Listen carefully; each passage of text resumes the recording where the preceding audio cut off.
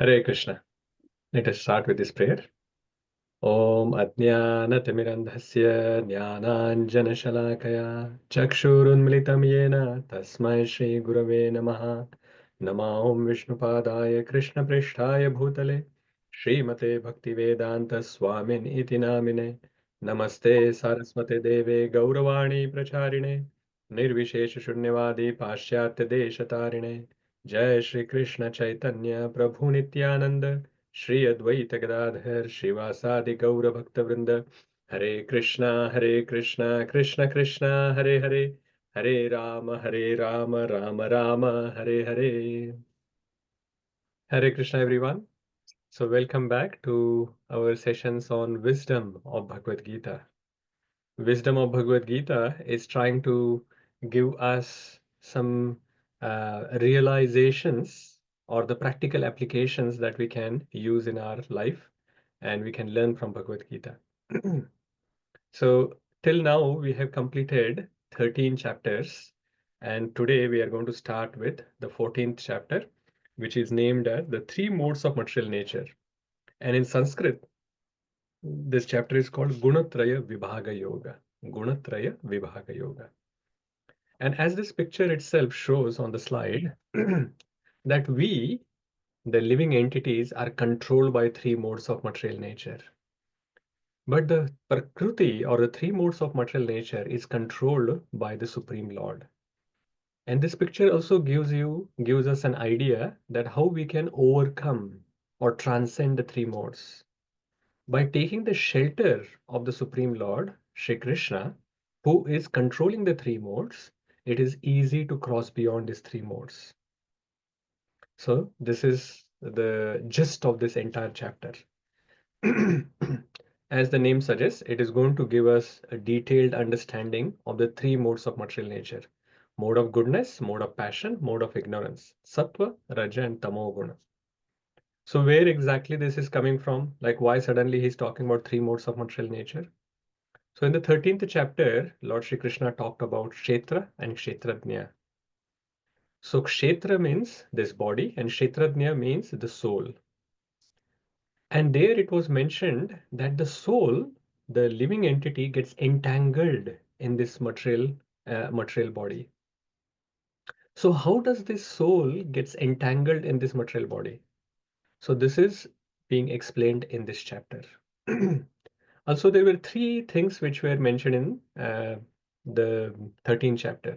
It was talking about Prakriti, it was talking about the soul and the super soul, the Supreme Lord.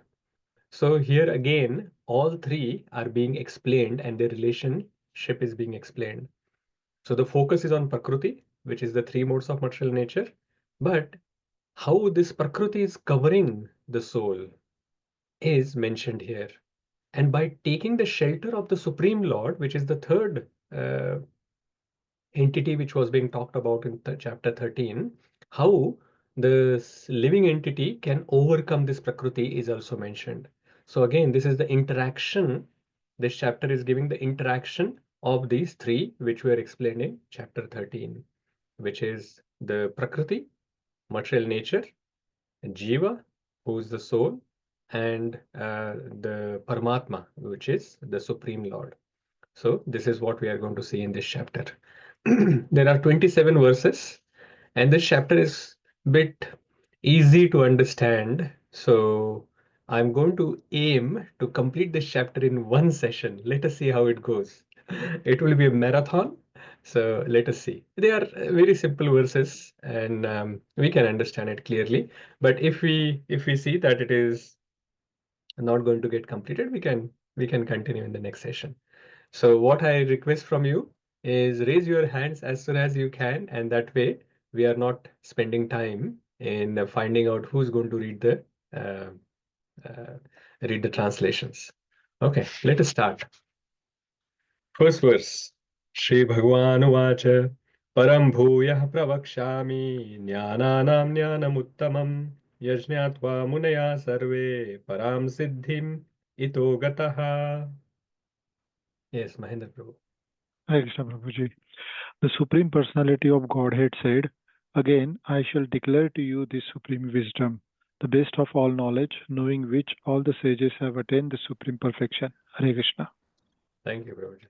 So these first two verses are explaining the glories of the knowledge which is given in chapter 14. So let us read the second verse as well, and then we will see the main points between the two verses.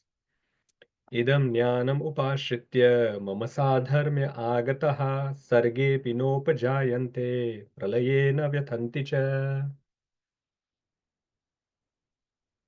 Yes, Rajiv Prabhu, please go ahead. Hare Krishna Prabhuji. Hare Krishna. By becoming fixed in this knowledge, one can attain to the transcendental nature like my own. Thus established, one is not born at the time of creation or disturbed at the time of dissolution. Thank you, Prabhu. Hare Krishna. Hare Krishna. So these two verses are explaining the glories that this 27 verses that Lord Shri Krishna is going to speak. What is the importance of these verses? And these two verses are also explaining that how one can get free from these three modes of material nature. So in the beginning itself, Lord Shri Krishna has revealed this. So what is he mentioning about the glories? First one, this knowledge Lord Shri Krishna has spoken before. So of course, in the 13th chapter, in the third chapter, many places he has talked about Prakriti. He has talked about the Sattva, Raja, Tama Guna, but very briefly he has touched upon here and there. But he is now going to actually explain that in detail, not only in this chapter, but again in 17th, 18th chapter as well. He talks quite a lot about these three modes of material nature. And the emphasis, even though it seems that the emphasis is on these three modes of material nature, the emphasis is actually on bhakti, because this chapter explains how it is difficult to overcome the three modes of material nature. And then in the end, Krishna says that, oh, it is difficult to overcome, but if you surrender unto me, if you do my Ananya Bhakti, Avabhicharini Bhakti, then you can just become free from these three modes. So by explaining first how the three modes are difficult to overcome, and then explaining in the end that by just doing bhakti you can overcome this big obstacle, he is glorifying bhakti. So that is why it is mentioned that this chapter is also giving the supreme wisdom, best of the knowledge, because it is knowledge of how to become free from three modes using the process of bhakti. And knowing this, all sages have attained supreme perfection in the past. And one attains transcendental nature of the Lord, because when you come out of these three modes, then you will come to your pure state, which is Satchit Ananda. And Lord is also Satchidananda. We will also become Satchidananda. We are already Satchidananda, but we are covered. So we will attain the transcendental nature. And when we get to that state, then we don't have to actually again born and again dissolved at the time of creation and dissolution. So that means we will get liberated, we will come out of this material world and will be part of the spiritual world.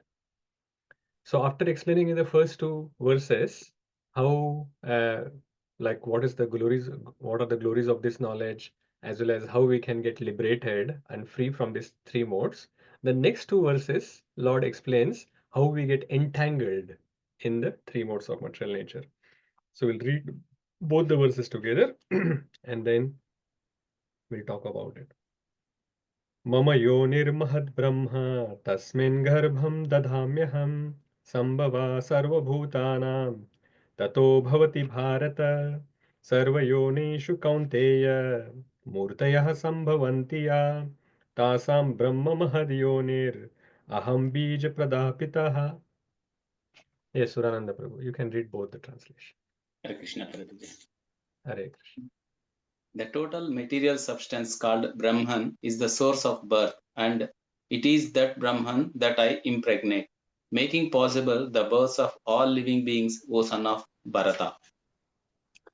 It should be understood that all species of life of O son of Kunti are made possible by birth in this material nature, and that I am the seed-giving father.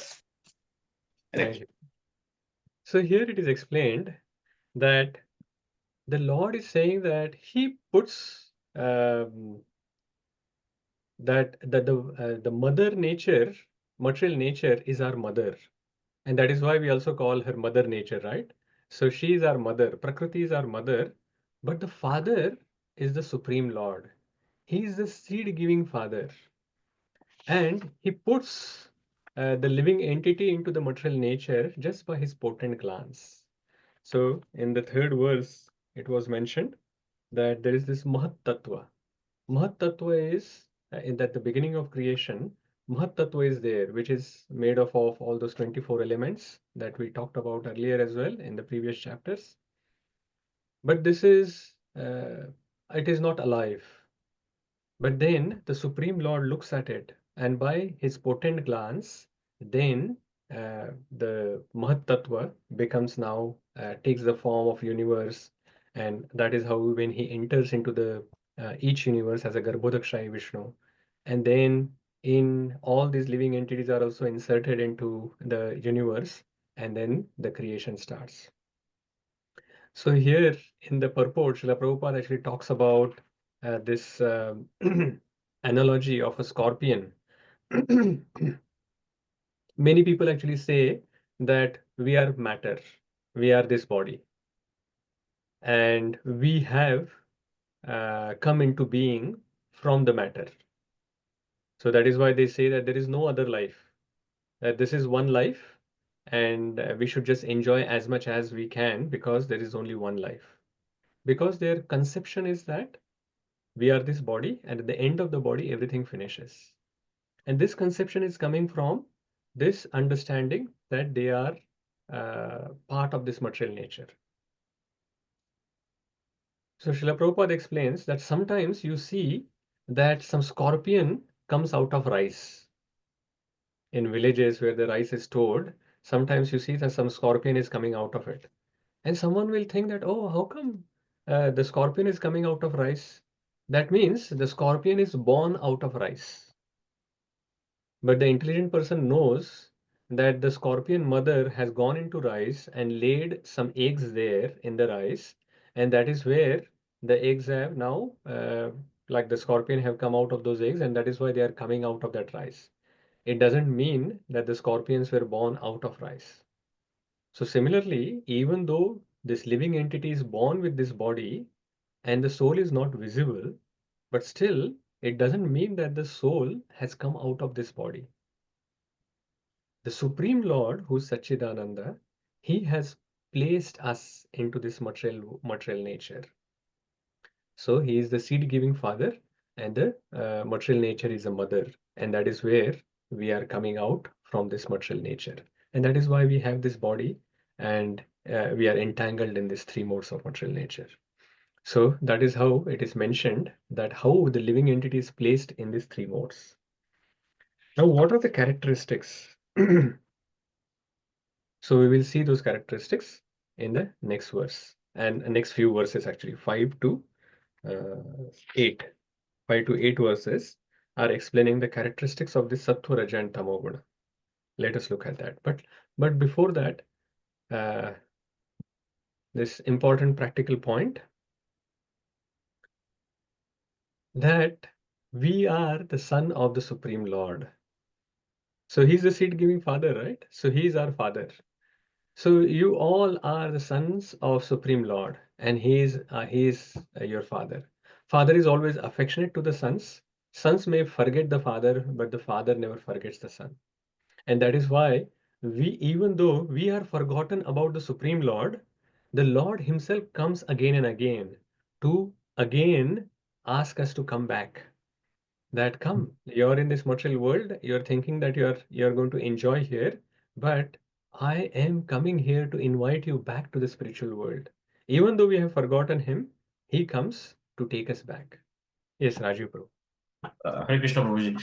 Hare Krishna. The question I have is, it says, you have to be fixed in this knowledge, right? How do you stay fixed? Because, you've got all these things, daily life, these operations of household, Grahastha ashram mein hame, there's lots of things happening. So how do you stay fixed onto that knowledge?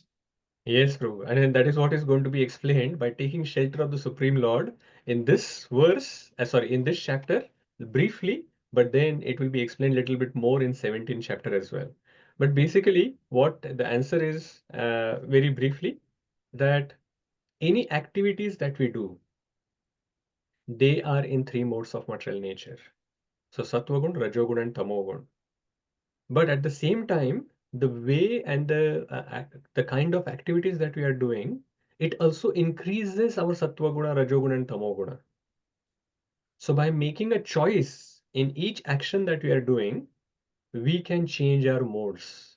Modes are not fixed. Modes are not fixed. It is not that you are born in Tamoguna, then the whole of your life you will remain in Tamoguna. Or someone is born in Rajoguna, that he will just remain in Rajoguna or Sattva or whatever the modes that they are born in. Depending on the activities that they are doing and the choices that they are making, their modes will change. So that is where, otherwise, if the modes were constant, they were fixed, there was no point in explaining that you have Sattva Guna, Rajoguna, and Tamogun, because you can't change it. You're born with it. So there is no point. But the scriptures are given so that we can move from Tamoguna to Rajoguna, so mode of ignorance to mode of passion, and mode of passion to mode of goodness. And then beyond the goodness, we can go to pure goodness. So this is the whole point of having scriptures, that scriptures are actually giving us the formula by which we can progress on this modes ladder. Okay? Yeah, Hare Krishna. So let us move on to 5, 6, 7, 8. So we'll read 5 and then 6, 7, 8 together.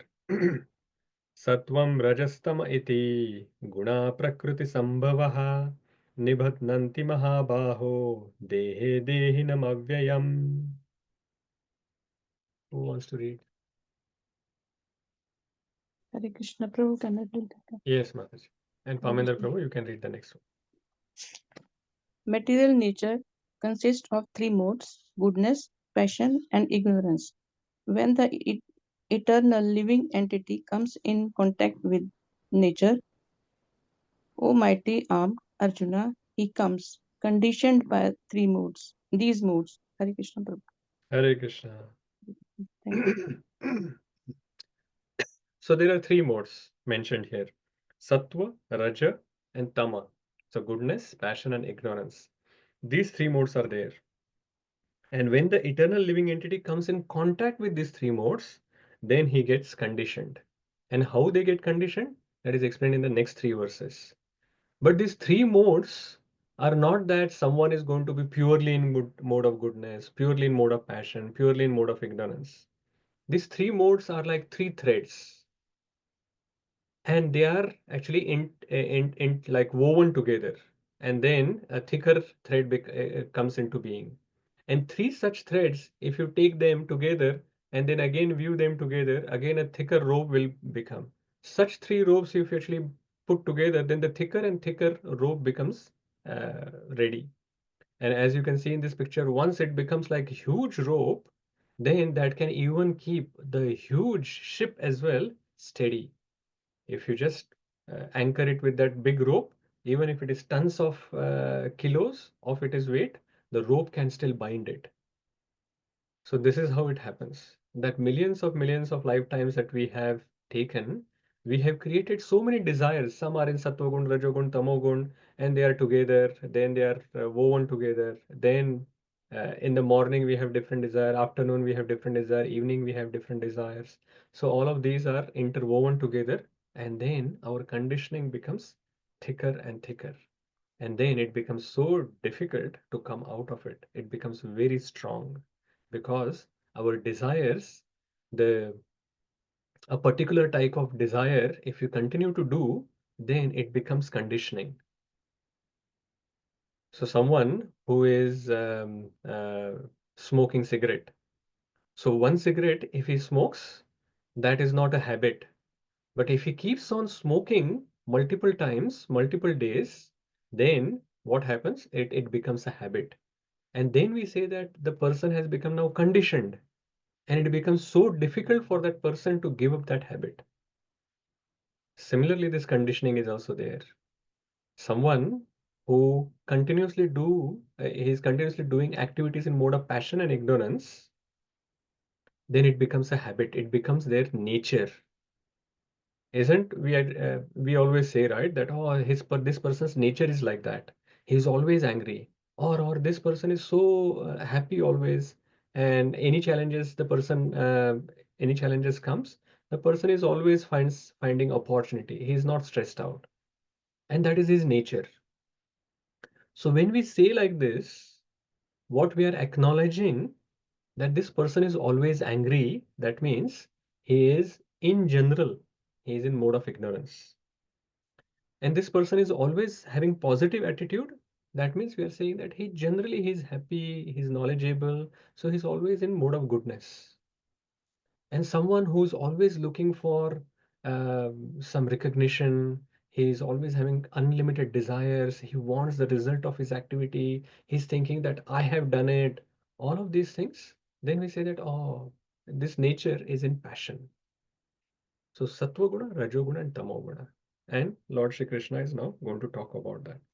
6, 7, 8 verses is exactly this is what is going to be mentioned. The other thing that we can understand from this rope example is that whether it is goodness, passion, or ignorance, they are all material modes. So even goodness is a mode of material nature. And even goodness is going to keep us in this material world. Even goodness is a shackle. Passion and ignorance is a shackle, but even goodness is a shackle. But it is said that goodness can be compared to a gold. It is a shackle made of gold. Passion is a shackle made of silver, and the ignorance is a shackle made of iron. So suppose there are three prisoners in a prison, and one is put with a golden shackle, so one is with the silver, and the third is with the iron shackle. So the person with golden shackle will look at this person with the silver and iron shackle and say that, hey, you're such a whatever it is, like you are such a low person, that you're such a low prisoner. See, look at you. Your shackle is made of silver, whereas look at me, my shackle is made of gold.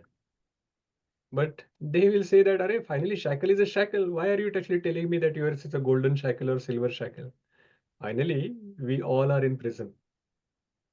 And it doesn't matter whether your shackle is made of gold or iron. Finally, the purpose is same, is to bind you in this material world. So to keep you in that jail. So we should not be proud that we have like a lot of mode of goodness, because the goodness is also finally a golden shackle. And how it binds, we will see now in the next verse. Tatra sattvam nirmalatvat prakashakam anamayam sukha-sangena badhnati jnana-sangena chanagha. O sinless one, the mode of goodness being purer than the other is eliminated, and it's free from all sinful reactions. Those situated in that mode becomes conditioned by the sense of happiness and knowledge. Hare Krishna Prabhuji. Thank you, Prabhuji. So the mode of goodness, what are the characteristics? It is purer than other modes. Even though we said that it is still a shackle, but as we acknowledge that it is a golden shackle, it is better than the other two modes. It is purer. So the actions of this person in mode of goodness are much pure as compared to the person in mode of passion and ignorance. The characteristic of mode of goodness is it is illuminating. Illuminating means it is actually taking us from mode of ignorance to knowledge. So it is actually illuminating us with knowledge. And it frees one from sinful reactions because the person is mainly doing punya, pious activities. So they are not doing impious activities or sinful activities. So they are free, they are becoming free from sinful reactions. But the challenge is they get conditioned by the sense of happiness and knowledge that they are getting. So what are these obstacles that we're talking about? Sense of happiness and knowledge. These people are not interested to go further than mode of goodness because they are thinking that, Arey, my life is very good. Where is the need for me to actually think of going to spiritual world? this material world itself is nice and happy. Where is the problem? Like they are not feeling any problem because of which they would want to go beyond this material world, because they are conditioned, they are happy. So there is no impetus to take up spiritual life because they are very happy and satisfied to do what Krishna says. And then also it is hard to be humble. For such people, they are not humble. They actually become proud. Why? Because they have a sense of superiority. As we were talking about, they have this golden shackle, right? So they have a sense of superiority that their life is better than the other people. They think that I'm doing pious activities. I'm much better than others. They think that I'm quite knowledgeable than others. So I'm better than others. So they have this sense of superiority. So the pride comes. Also, it is very hard for them to learn. Why? Because they think, I already know, I have knowledge. So that is why they don't go further to acquire spiritual knowledge from the devotees. They are thinking, Arey, what he will know? I already know Bhagavad Gita. I already know this knowledge. So this is what actually stops them to progress further onto the spiritual path. So this mode of goodness itself can also become an obstacle. Of course, if we can go beyond this obstacle, mode of goodness is the best. To come to mode of goodness is our goal from passion and ignorance. But we should not be staying at mode of goodness. We should just transcend that goodness as well. So as long as we do not become proud, we remain humble, and we have this with that humility, we approach a spiritual master, a devotee who can give us the spiritual knowledge, the knowledge of bhakti, then from this mode of goodness, for this person who's already pious, it is so easy to go back to Godhead and come to the stage of pure goodness. Now, what are the characteristics and obstacles of passion and ignorance? We will see in the next two verses. Raju ragatmakam vidhi तृष्णा संग समुद्भवम तद्निबध्नाति कौन्तेय कर्म संगेन देहिनम. Who wants to read? Yes, Mahendra Prabhu. Krishna Prabhuji. The Hare mode of passion is born of unlimited desires and longings, O son of Kunti, and because of this, the embodied living entity is bound to material fruitive actions. Hare Krishna. Thank you, Prabhu.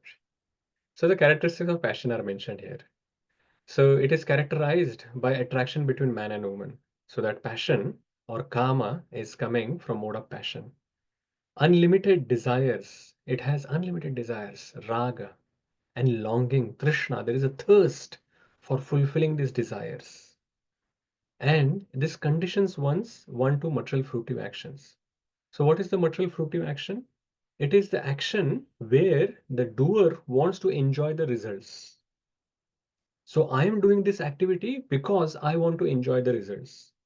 So this is the mentality of a person who's in mode of passion.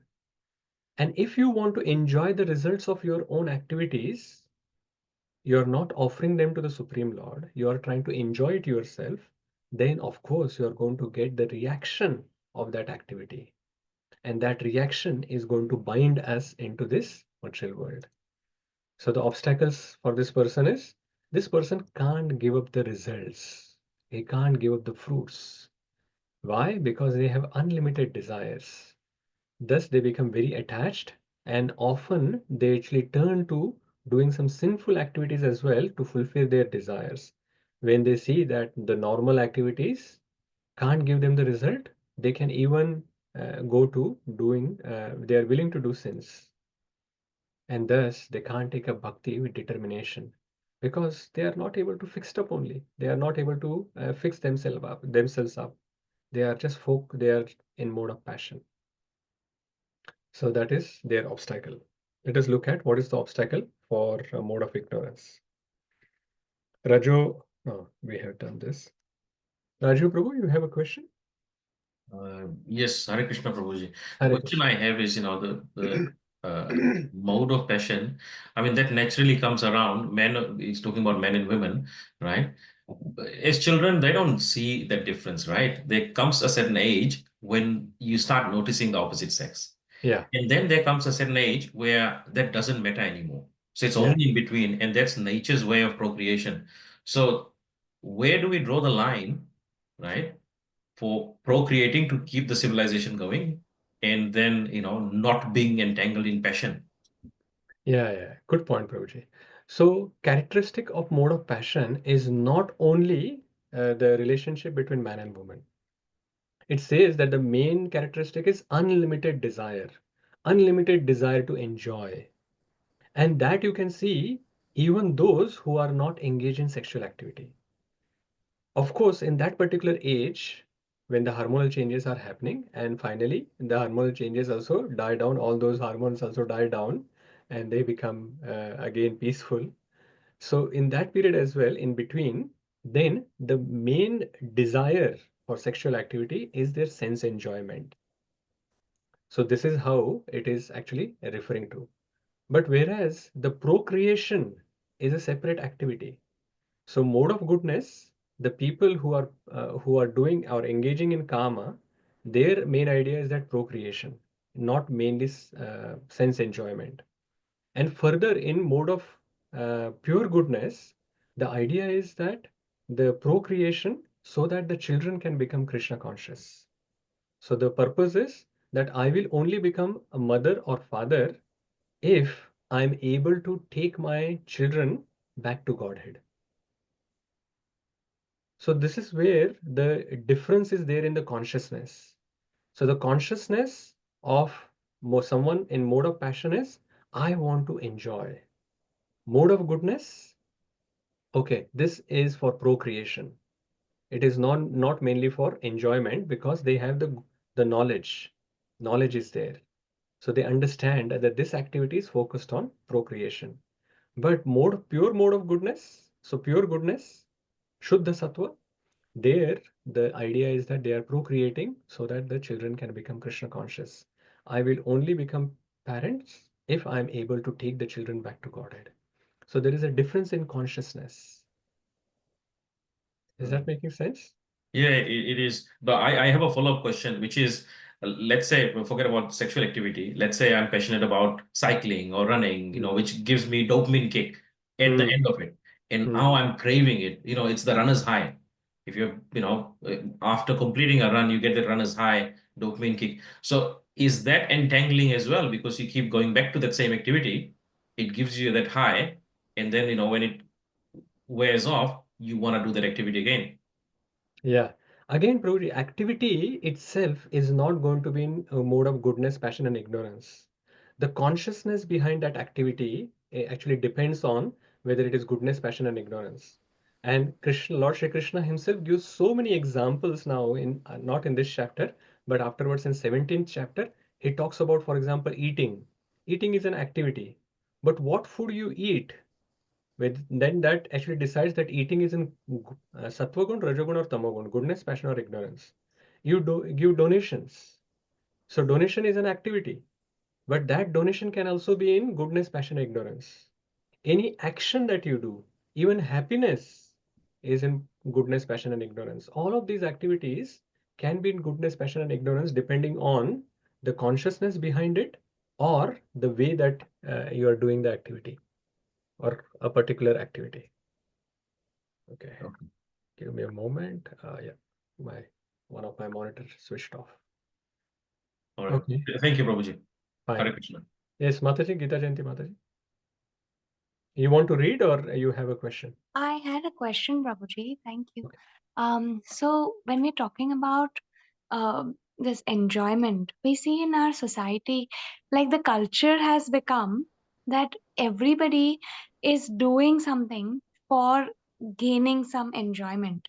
So how do we really relate to that in the current situation? Like how do we help them and ourselves? Because what happens is that if a lot of people in our community and families are doing the same thing, then we tend to take on their characteristics in our own life, and we also try to just in some ways we try to do something for getting some enjoyment. So ultimately we all are in the mode of passion in some way. So how do we help others and ourselves in that way? Absolutely, Actually, Mataji. I I think just wanted to extend on that. It's like even celebrations, right? Holi's coming up, celebrating Holi, inviting people. I mean, it gives us joy. So, are those related to passion? This yeah, good points. So, as I was mentioning earlier, that depending on the activities that we do, this goodness, passion, and ignorance can actually be changed. So going to that previous, like Mataji's point, that if we are in a society where everyone else is in passion and they are actually doing like this, then in their association, also we can actually acquire that mode, and which is exactly true. And this is where, like I was mentioning, the association is one activity.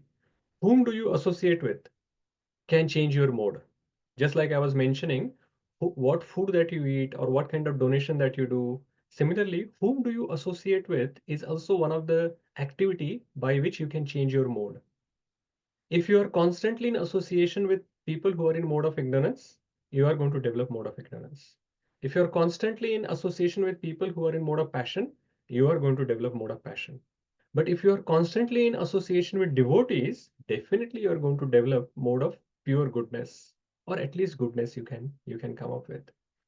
And in general, understanding that in Kali Yuga, most of the people are in mode of passion and ignorance, and that is the truth.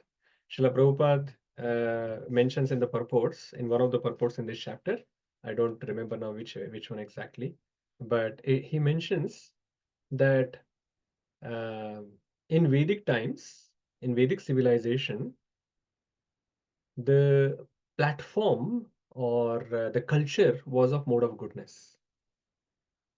But nowadays, in this materialistic society, the standard or the culture is of mode of passion and ignorance. Mainly, he talks about passion because everyone around us is thinking about sense enjoyment. I want to do the activity and I want to enjoy the fruits of results.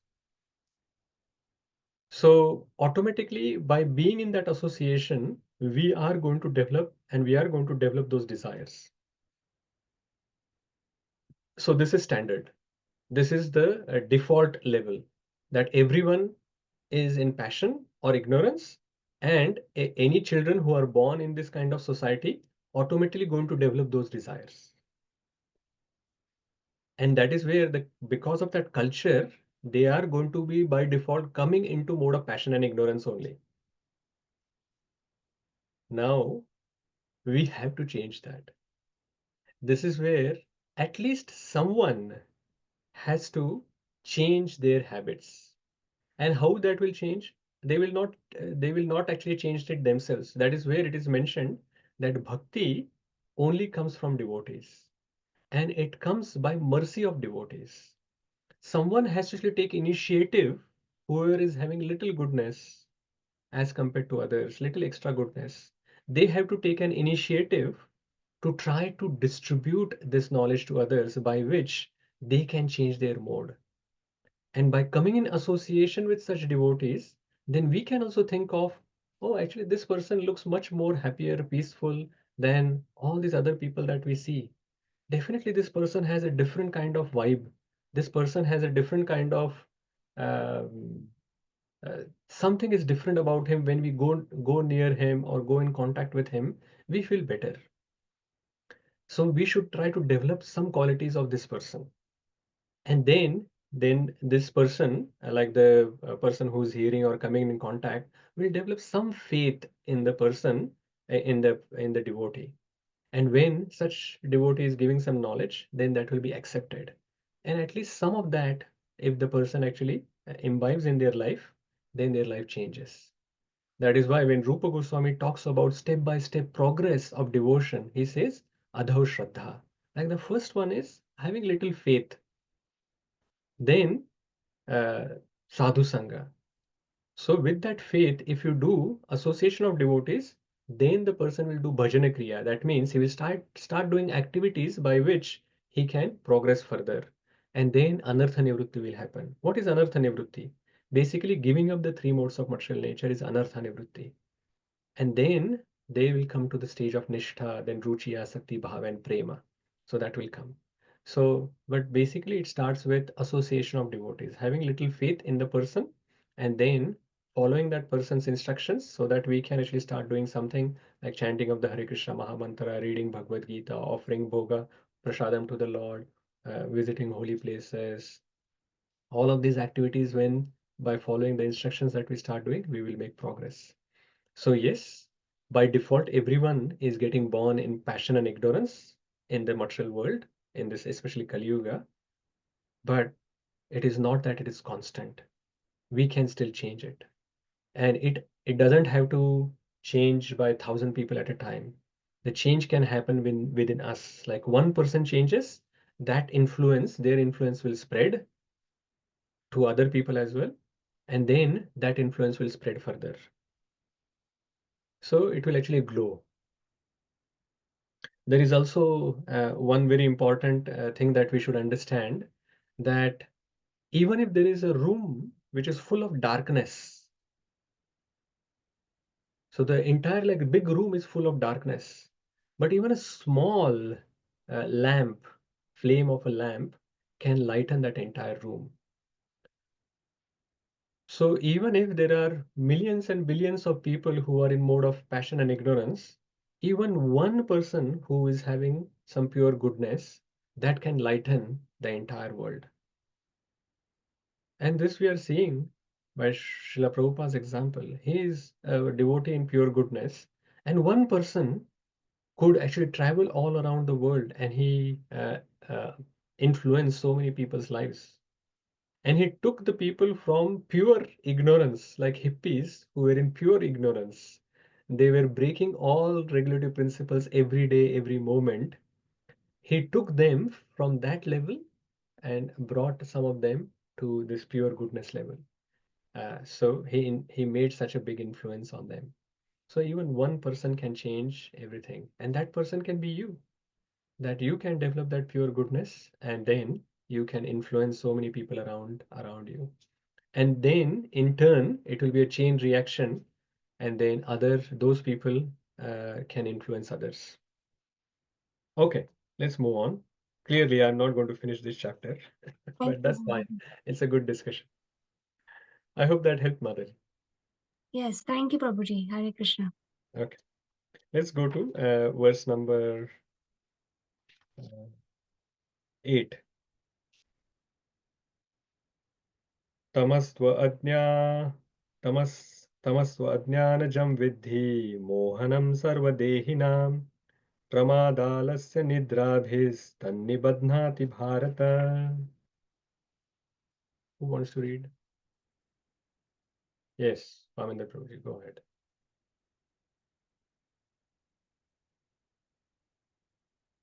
You are on mute, Prabhu. Hare Krishna Prabhuji.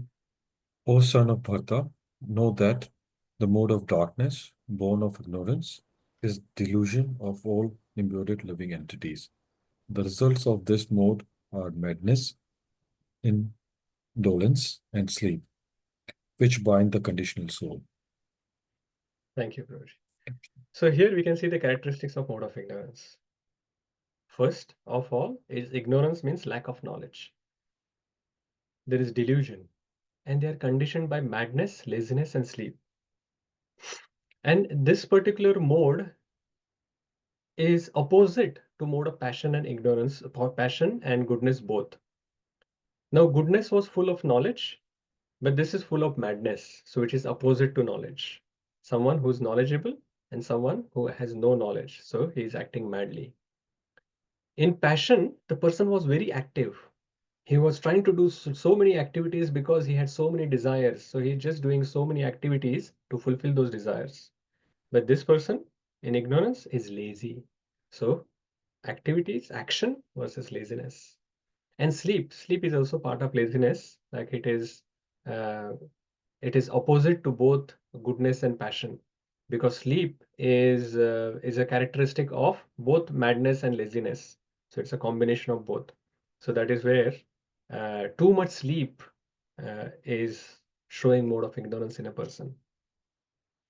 So what are the obstacles of this person? Very clear, that they are too deluded to recognize Krishna's instruction. So they are not inclined to read Krishna's instructions. Even if someone tells them the instructions, they are too lazy to perform the austerities. So they are not ready to progress further. Austerities are very difficult for them.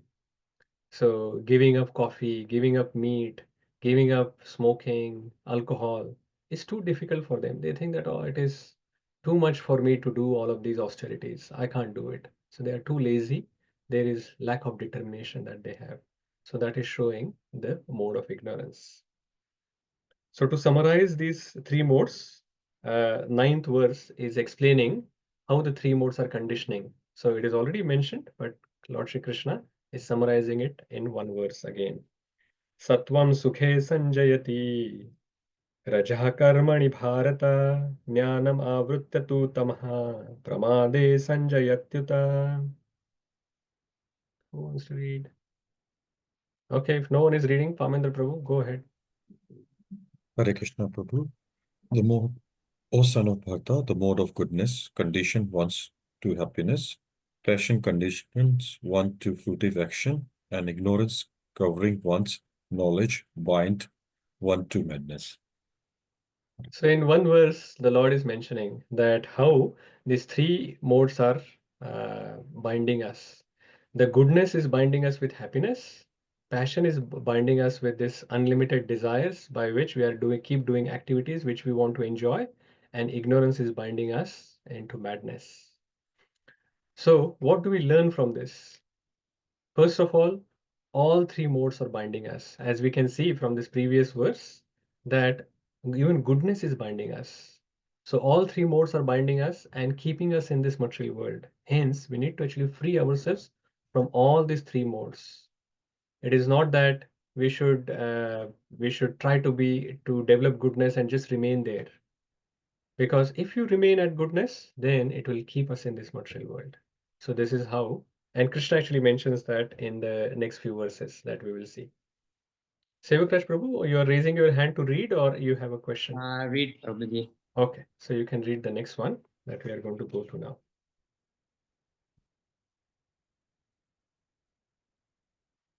Rajastamashchabhibhuya satvam bhavati bharata rajah satvam tamaschaiva tamah satvam rajastatha. Sometimes the mode of goodness becomes prominent, defeating the modes of passion and ignorance.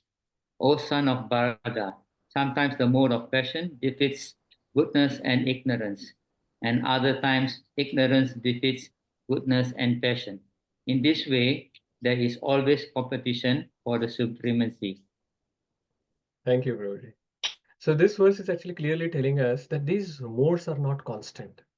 And this is where we have hope. And they are always competing with each other. Goodness, passion, and ignorance. These three modes are always competing in each other with each other in a person. Sometimes the sattva guna is winning, and we say that, oh, this person is behaving very nicely and he is in goodness. Sometimes rajoguna is winning and it is overpowering other modes, and that is why we say that, oh, predominantly this person is in mode of passion. And sometimes ignorance is winning in a person, so we say that this person is in predominantly in mode of ignorance. But basically, every one of us have all these three modes: sattva guna, rajoguna, and tamoguna. Sometimes sattva-guna is 80%, rajoguna is 15, and the ignorance is 5. But sometimes if our actions change, then the same person can go to predominantly passion or predominantly ignorance. So that means we have the ability to change these modes. Also, even when the modes are like someone is predominantly in mode of goodness, he can't just remain there thinking that, oh, now I am in goodness. No, he can fall down.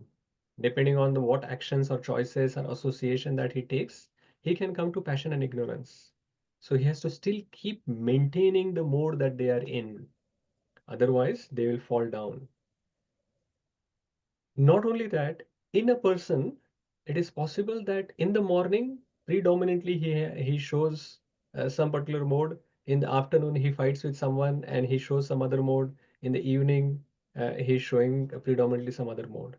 So these three modes are always fighting with each other, and they actually are visible differently to at different times or at in a day or over a period of time. The modes can actually change predominantly, and people can develop a particular mode, either higher or downward. Yes, Rajiv bro. Hare Krishna Prabhuji. A question I have is how do we elevate or go beyond these modes? Because what do we do with the time then that we have? Don't worry, I think Krishna is going to actually tell us, especially when we go to 17th and 18th chapter, how, for example, what like we have already talked about this association example, right? Because we as human beings are social people. We can't just go to Himalaya and stay alone there. One in a million or billion can do that. But most of us can't just stay alone. And we have to actually socialize, associate with other people. But who we associate with can change our modes. So that choice we have. So we can either choose to associate with devotees and develop pure goodness. We can choose to associate with people who are generally pious and knowledgeable and develop good mode of goodness, or associate with, in general, materialistic people who have a lot of desire. They are wanting to do something in this world and create these big factories or whatever. Like they have this strong desire to be the proprietor, enjoyer, controllers, and we can also develop those kind of desires.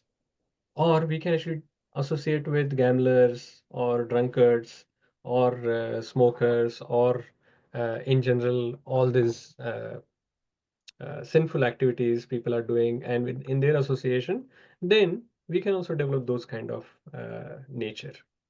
So this is just one example.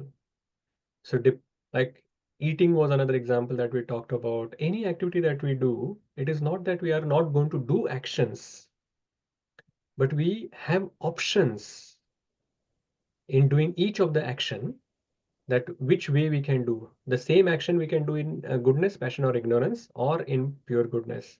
And when we go further, we will even create a table, not in this chapter, but when we go to 17, 18 chapters, we will create a table that this activity, if you do it this way, it is goodness, passion, and ignorance. And that way we can make those choices. And it will be hard in the beginning if predominantly we are, as I suppose, having mode of passion or ignorance. And now we know that the food that I am eating is mainly in passion or mainly in ignorance. To change that from ignorance to goodness is not going to be easy,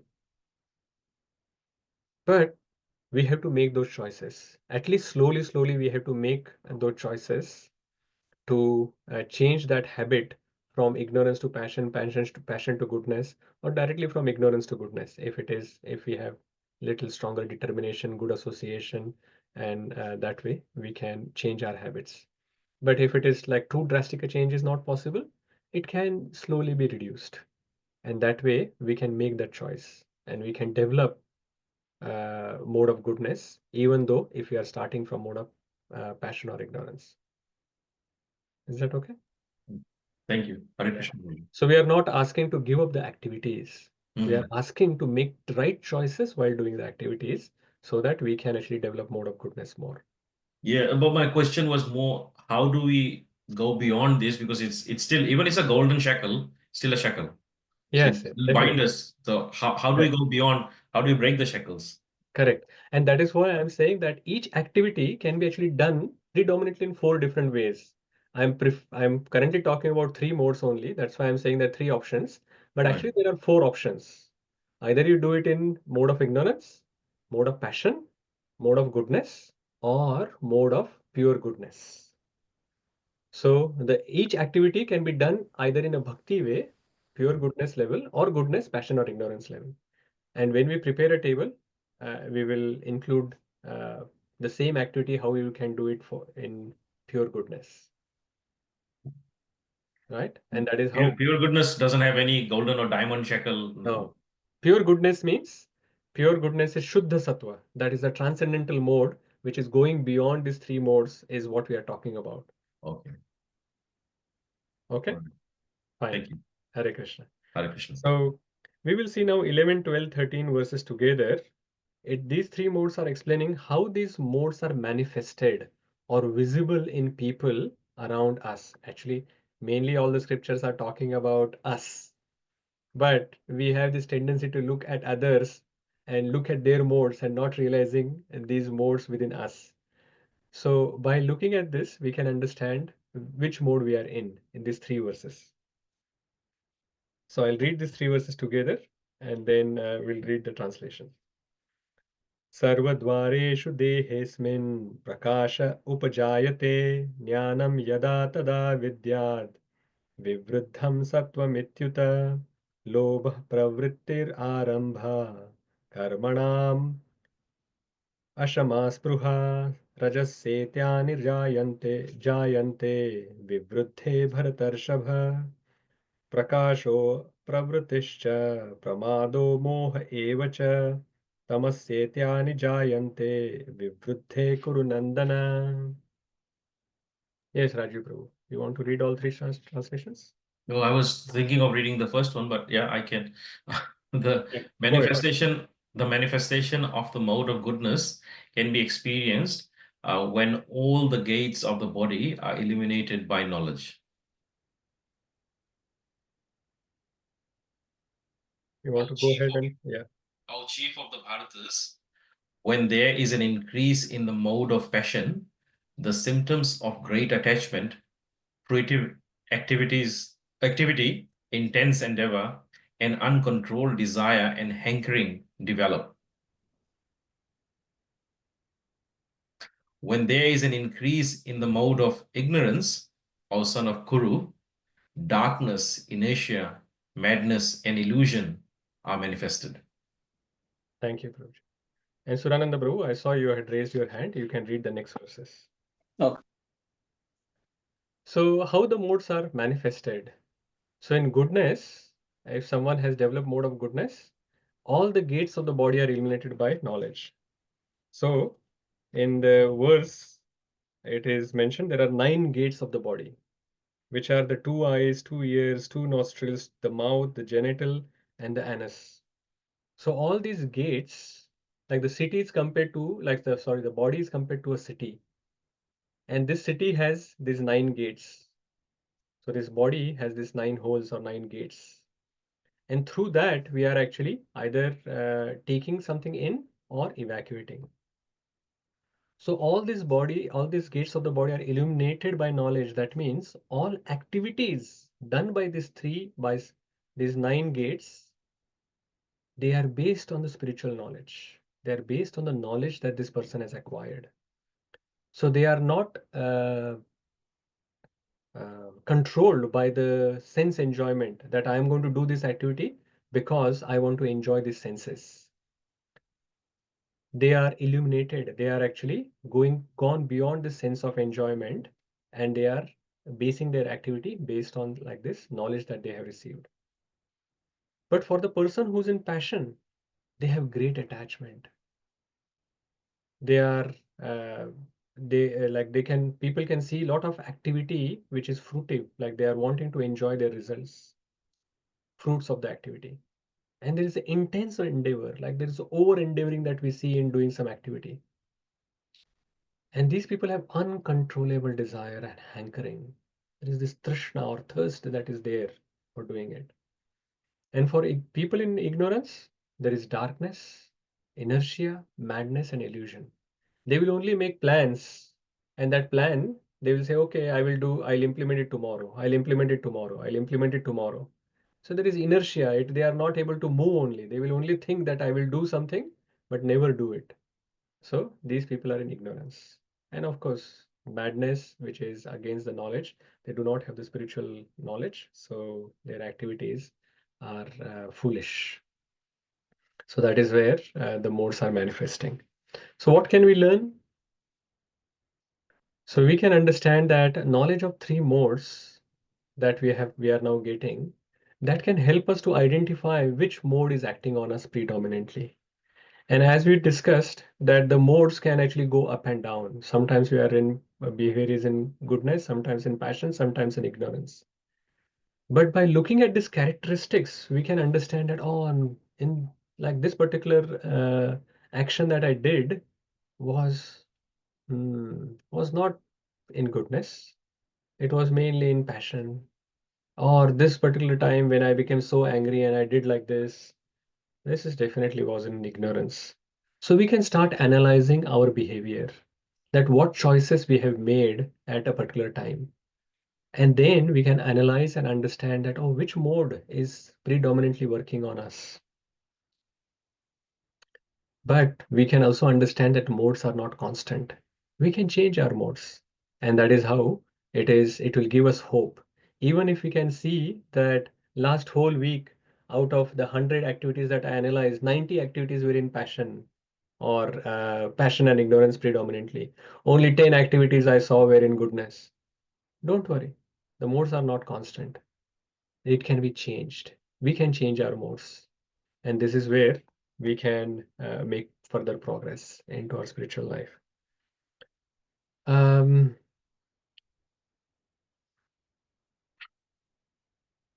We have covered up to verse 13, and it is already 8:30. I think let us stop here. We can cover the remaining verses in the next session. If there are any questions, comments, or reflections, summary points that you want to mention, please feel free to share now. Raju Prabhu, I'll start with you with your hand is up. Thank you, Hare Krishna Prabhuji, and Hare Krishna everyone. The question I had was, interesting 9 gates in the body. Uh, how come skin's not mentioned? I know it's not, but it's a biggest organ, and we do, feel, and many times, that drives desires or passion. So, and that is a probe to gather information as well. Much like nostril will smell, eyes will see. How come skin's missed? Yeah. So the skin is not considered a gate of the body. Skin is considered one of the senses through which we actually acquire knowledge. So that is also considered because there are 5 knowledge acquiring senses, 5 uh, the working senses. So in that skin is counted. But especially like the body is actually used and referred to using different metaphors. So here the metaphor is of a city with 9 gates. And then in those 9 gates, all these holes which are there, which are mentioned, of course, skins also has pores, but not as big as holes that all these 9 gates are talking about. And that is where they are not considered as doors or like the gates in the body. Maybe they are small jarokas, Right. not the doors. That's good. Thank you. Hare That is Krishna. where in that metaphor, the skin is not referred to. But of course, it is one of the knowledge acquiring sense. And when we talk about sense enjoyment, skin also is one of the major the drive that can generate the desire to enjoy. Okay. Yes. Thank you, Prabhuji. Hare Aparna Krishna. Mataji. Hare Krishna, Prabhuji, Dandavat Pranam. Dandavat. Thank you for the wonderful lecture. Prabhuji, I had a question about the modes. So, as you were explaining beautifully about the difference between mode of ignorance and mode of passion and mode of goodness. So, someone who's in mode of goodness, you mentioned, Prabhuji, that person might have, suppose he knows a lot or she knows a lot, they might have a sense of pride in them that, oh, I know more than the person who's in mode of ignorance or mode of passion. So how come it is still called the mode of goodness, Prabhuji? Because the pride or sense of superiority. So can you please help me understand, Prabhuji, how does it still considered as mode of goodness? Yes. Yes. Thank you, Mataji. Good question. So Thank you. every mode is finally a material mode. So these 3 modes that we are talking about, they are material mode. And there are some flaws which are there. They are better than the other modes, but finally they are shackles. That is why we were talking about that. they are still shackles. And the person who's in passion will also have pride, and the goodness person will also have pride, but their prides are different prides. So the person in goodness are generally like professors or scientists, all of those people who mainly focus on the knowledge part. And by acquiring that knowledge, they have this sense of superiority that I am a teacher of the world, I'm teaching everyone. And they have this subtle sense of superiority that is there, and it may not come out as grossly as the person who's in mode of passion, whose pride will come out. The person who's in mode of passion, he will also have pride, she will also have pride. They will have, for example, if someone is has started a big factory or some big company and he's employing 10,000 people, they will have this sense of superiority that I have done this. Like there was nothing. From scratch, I have created this huge organization, and where I am the CEO, I am the managing director, I am the owner of this company. And that superiority may come out even more grossly. It may not be subtle anymore. So if he's predominantly in passion, he will treat others with that pride, which will come out very more grossly. And if someone who's in mode of ignorance, if he is supposed super rich because of their like inheritance or whatever that is there, their pride will even come even worsely. They will treat the other person in front even worse than the person who's treating, who's having mode of passion. So it is not that the pride will not exist in the person of mode of goodness, but their pride is coming from a different angle, which is more in the goodness, that they are feeling superior about their knowledge. Whereas a passion person is more feeling more superior about this the actions or whatever that they have done. And ignorance, they are like their destructive superiority that they have. Interestingly, this pride in a spiritual sense will also exist in the person who is a devotee, like in pure goodness. But that pride is that I am a servant of the Supreme Lord. So that is the real pride that we want to develop instead of focusing on ourselves, in which is happening in goodness, passion, and ignorance. We should be actually feeling that proud that I am the servant of the Supreme Lord. We should not be treating badly, but with that pride, we should be actually serving the Supreme Lord properly and behaving nicely in the society, understanding that others are so seeing me as the servant of the Supreme Lord. If I behave wrongly, then it actually is not good for the even reputation of the devotee community as well as the Lord, that of the Lord. And with that pride, which the devotees will have, that I am a servant of the Supreme Lord, and I would actually try to pass on this servantship to others as well. So that kind of pride will be there. But the pride is different. Is that making sense, Mataji? Oh, yes, Prabhuji, 100%. It is entirely making sense. Thank you so much. It is very clear. Thank you for answering the Hare question, Prabhuji. Hare Krishna. Gita Jayanti Mataji? Hare Krishna, Prabhuji. Thank you for the wonderful class. I just thought I'll summarize a little bit. Yes, please. Whatever I heard was that there are three modes of material nature. One is mode of goodness, passion, ignorance. If we are in the mode of goodness, then we are seeking happiness. In the mode of passion, we are seeking material desires. In the mode of ignorance, it's madness. And the only way to come or to overcome all these three modes is to associate with persons in Shuddha Sattva. So that's beyond all these three modes of material nature. Yeah, our association will determine which mode we are present in, and which mode. And these modes keep changing. They're not it's not that if you're born with a certain mode and then you continue with that mode all your life. You can come in Shuddha Sattva if you associate with people in Shuddha Sattva. Very good summary. Nice. Hare Krishna. And actually, one other thing that I would say that it is not necessarily that the modes will change. If you do not take any effort, the modes will not change.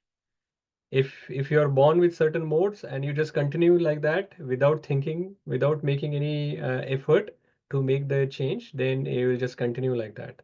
Only those who take some effort to change the mode will be able to change their modes.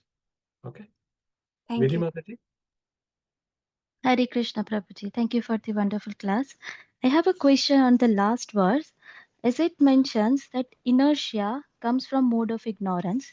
So when we make some plans for spiritual activity, like when we make some plans to do some memorized verses or do some reading every day, do morning japa every day, and if we can't keep up with the everydays, like how we procrastinate, we'll start from tomorrow. So is it also comes under mode of ignorance? Yeah, definitely, Mataji. That procrastination comes from this mode of ignorance. And as I was mentioning earlier, Mataji, that it is not that the person has only goodness. We have goodness, passion, and ignorance. All three modes are present in all of us. And depending on which mode is prominent at a particular time, we may behave in a certain way. And predominantly, we may have a certain mode, but still sometimes we may actually go uh, in the spur of a moment, even if someone, the person who is in predominantly in mode of goodness, may act in mode of ignorance sometimes. But we should not be discouraged by that. Even if predominantly we are in mode of ignorance, if we have decided that we want to go to mode of goodness, we should keep making choices one at a time. And that slowly we can make change. It is said that when an aeroplane is in the air, it actually even 1 degree the direction changes, it may land into a different country. So that is showing to us that even a one small change that we can do in our life, 1 degree change, we can actually land in a different destination.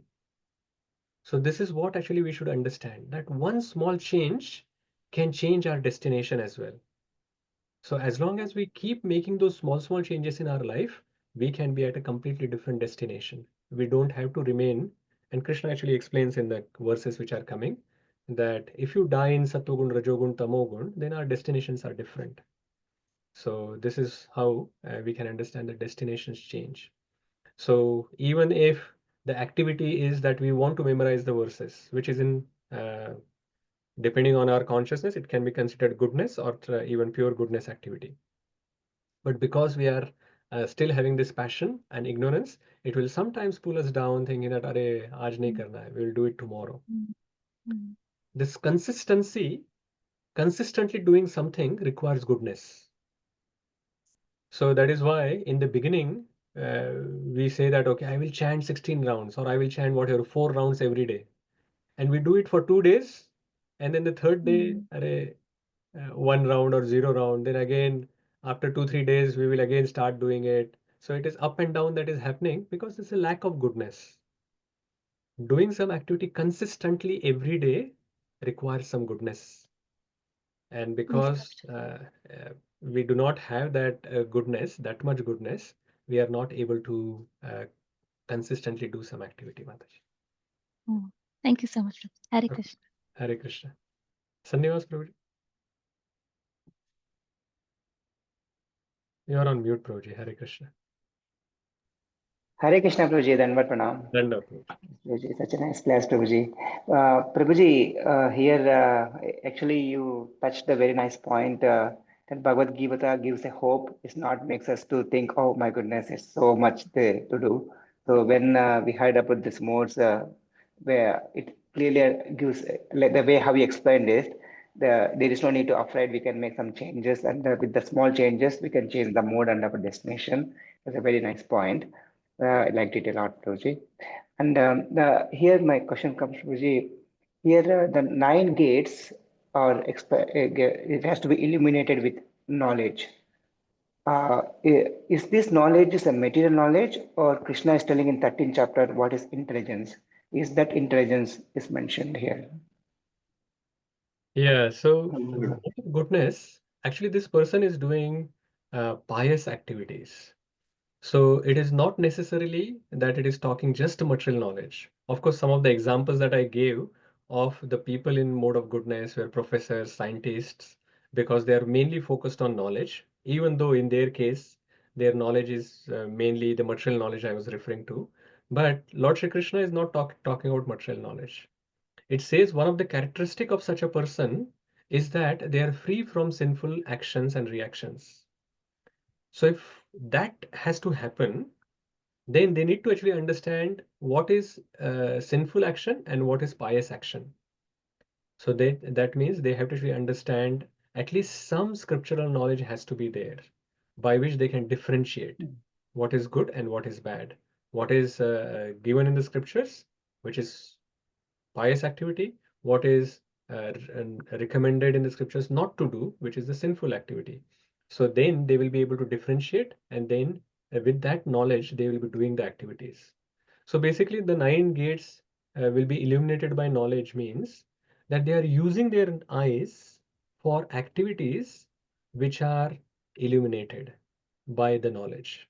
So they will not use their eyes for doing something wrong, will not use their nostrils for doing something wrong, hear something wrong. They will focus on mainly activities which are in pious mode of goodness. That is how it is referring to, Prabhuji. Yeah, this right and wrong means is coming from Sastric view, Sastrichakshu. What do It has you? to be Sastrichakshu, Prabhuji. Like it has to be right and wrong, the discriminating of Oh, what yeah, is yeah. right, what is wrong. Correct. Shastra It has Chakshu, to you're come saying. in from there. Correct. So the scriptures they are referring to, but at the same time, Prabhuji, I think their knowledge is still not as advanced as a person who's in mode of mode of Shuddha Sattva or Bhakti. So they may still, because they are still in the piety level, they may actually worshipping the Devatas instead of worshipping the Supreme Lord. So even though we are talking about Shastra Chakshu, this Shastra Chakshu is not fully developed, but their knowledge is still limited to the pious and impious. They are not, so they are still talking about karma and vikarma. They are not come to a standard or level of akarma, which happens in Shuddha Sattva. Okay. Thank you, Prachi. Okay, fine. Are there any other further realizations or comments, summary points anyone has?